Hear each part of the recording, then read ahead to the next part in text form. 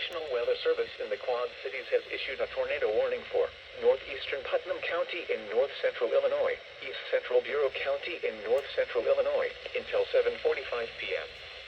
At 6:55 p.m., a severe thunderstorm capable of producing a tornado was located over Hollowayville, or near Hennepin, moving southeast at 20 miles per hour. Hazard, tornado. Source, radar indicated rotation. Impact, flying debris will be dangerous to those caught without shelter.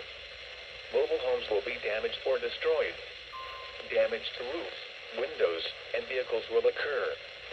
Tree damage is likely. This dangerous storm will be near Hennepin, Spring Valley, Depew, Granville, Ladd, Dolville, Bureau Junction, Mark, Deaconville, and Standard around 7 p.m.